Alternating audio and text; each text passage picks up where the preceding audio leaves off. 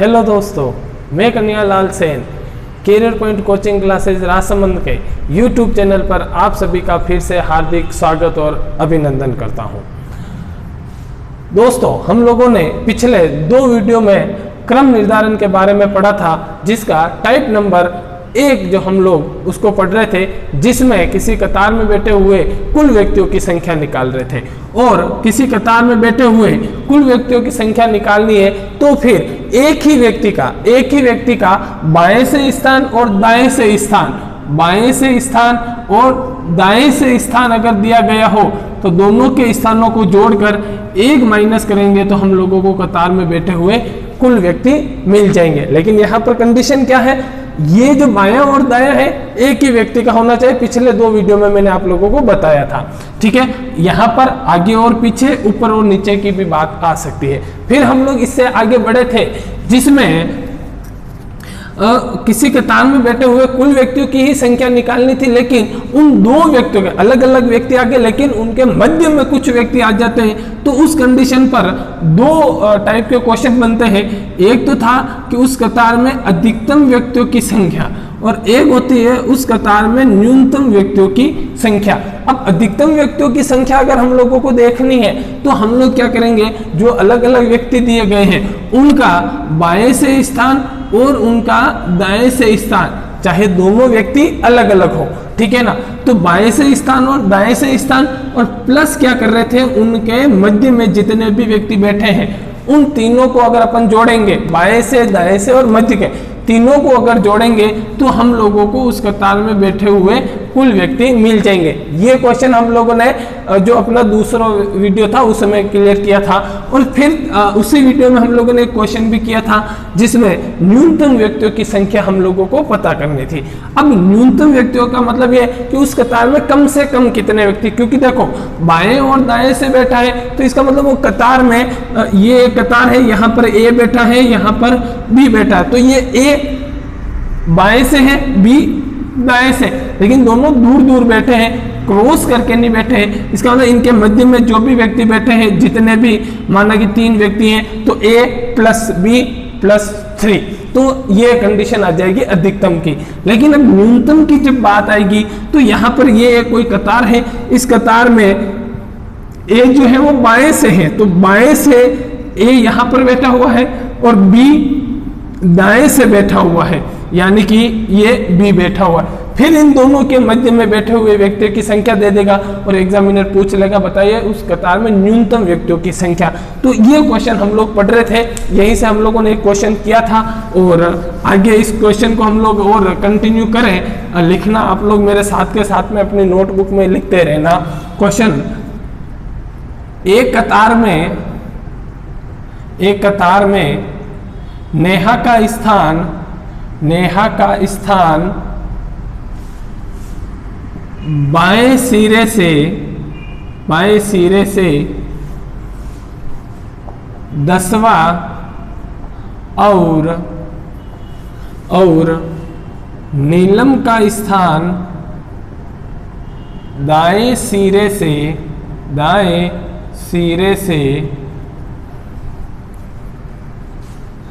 सिरे से 18वां है। यदि दोनों के मध्य 5 व्यक्ति बैठे हो तो कतार में बैठे न्यूनतम व्यक्तियों की संख्या ज्ञात कीजिए। न्यूनतम व्यक्तियों की संख्या ज्ञात कीजिए। अब साथियों देखो, यहाँ पर ध्यान देना कि क्वेश्चन जो कहा है कि भाई नेहा का स्थान बाएं सिरे से 10वां दिया है और नीलम का स्थान दाएं सिरे से दिया गया है। यदि दोनों के मध्य 5 व्यक्ति बैठे हो तो कतार में न्यूनतम व्यक्तियों की संख्या पूछी है। अगर यहाँ पर अधिकतम व्यक्तियों की संख्या पूछ लेता तो आप लोगों को पता है कि भाई बाएं से स्थान दाएं से स्थान और मध्य के व्यक्ति, तीनों को जोड़ लेंगे, अधिकतम व्यक्ति मिल जाएंगे। लेकिन यहाँ पर क्या पूछा है, न्यूनतम व्यक्ति की संख्या पूछी है। हम लोगों ने इस ऐसे क्वेश्चन को पिछले वीडियो में भी डिस्कस किया था, आप लोग उसको भी जरूर देखना। और इसका भी वापस मैं आप लोगों को थोड़ा कॉन्सेप्ट बता दूं कि ये क्वेश्चन कहना क्या चाहता है कि देखो न्यूनतम व्यक्तियों की संख्या के लिए कह रहा है, यानी कि जब भी अगर न्यूनतम व्यक्ति की संख्या पूछेगा तो यहाँ पर कंडीशन ये है कि नेहा और नीलम जो है वो दोनों क्या है, आपस में क्रॉस करके बैठी है। जैसे कि ध्यान देना, एक कतार में नेहा का स्थान बाएं सिरे से 10वां है। भाई माना कि एक ये कोई कतार है, इस कतार में बाएं सिरे से यानी अपने बाएं सिरे से नेहा बैठी हुई है 10वें नंबर पर, ये रही नेहा और ये 10वें नंबर पर। और नीलम का स्थान दाएं सिरे से 18वां है, तो दाएं सिरे से ये नीलम बैठी हुई है 18वें नंबर पर। अब देखो साथियों, इसमें हुआ क्या है, भाई जब मैं इधर से चला तो यहां तक नेहा तक पहुंचा, तब तक मैंने नीलम को काउंट कर लिया। लेकिन ये जब मैं यहां से भी चला था, यहां से, तो देखो मध्य वाले व्यक्तियों को भी मैंने गिना था। और जब मैं नेहा के लिए आया तो इधर से भी मैं चलते चलते नेहा को भी गिना, मध्य के व्यक्तियों को भी गिना और मैं नीलम तक पहुंच गया। यानी कि मध्य के व्यक्ति कितनी बार काउंट हो रहे हैं, 2 बार हो रहे हैं। और देखो यहां से जब मैं नेहा तक गया तो नीलम को गिन लिया और नेहा को भी गिन लिया। लेकिन जब इधर से मैं वापस आया दाएं से, तो देखो नेहा भी काउंट हो गई, मध्य के व्यक्ति भी काउंट हो गए और नीलम भी काउंट हो गई। तो ये भी कितनी बार काउंट हो गए, 2 बार। तो मध्य के व्यक्ति भी 2 बार काउंट, नेहा और नीलम भी 2 बार काउंट। तो अब ये कह रहा है, बताइए बैठे हुए न्यूनतम व्यक्तियों की संख्या पूछ रहा है। तो न्यूनतम व्यक्तियों के लिए अपन क्या करेंगे कि एक बार नीलम और नेहा के स्थान को जोड़ेंगे, तो 18 प्लस 10 करेंगे तो 28। अब क्या करेंगे, 28 के अंदर क्या हुआ कि जो मध्य के व्यक्ति थे वो भी काउंट हो गए और नेहा और नीलम भी 2 बार काउंट हो गए। तो मध्य के व्यक्ति कितने हैं, 5। अब इन 5 व्यक्ति जो थे वो कितनी बार काउंट है, 2 बार, यानी कि 10 व्यक्ति हो रहे, लेकिन है 5 है। तो एक तो 5 व्यक्ति एक्स्ट्रा आ गए, प्लस नेहा और नीलम, देखो नेहा और नीलम इधर से भी काउंट हो रही हैं और इधर से भी काउंट हो रही। तो ये कितनी बार है, तो 2 लड़कियां, लेकिन काउंट 4 बार हो रही, तो 2 और माइनस करेंगे, ये 2। तो टोटल कितना माइनस करेंगे आप लोग, 7 माइनस करेंगे। तो 28 में से आप लोग जब 7 को माइनस करोगे तो यहां पर मिलेगी 21, यानी कि उस कतार में बैठे व्यक्तियों की न्यूनतम संख्या कितनी हो जाएगी, 21 हो जाएगी।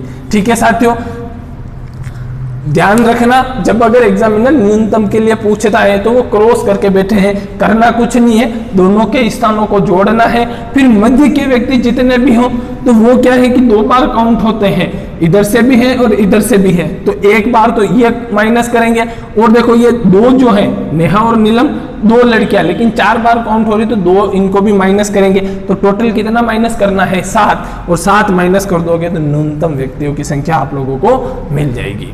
ठीक है साथियों, नेक्स्ट क्वेश्चन आप लोग लिखना मेरे साथ के साथ में। क्वेश्चन कहा है कि एक कतार में ए का स्थान बाएं से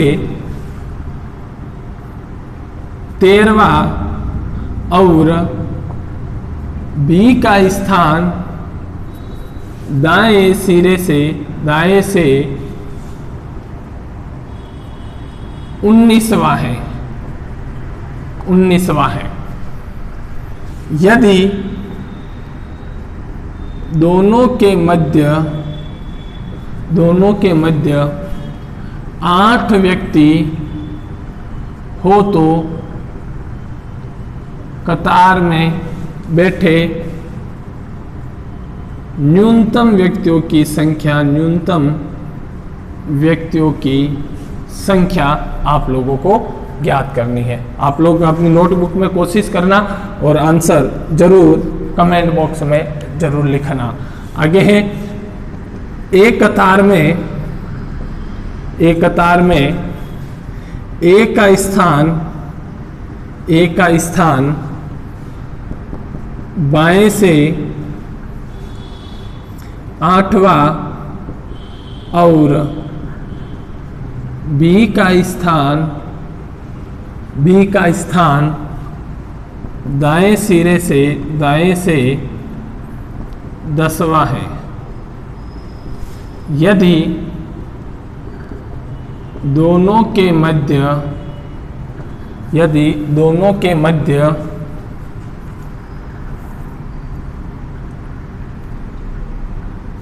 7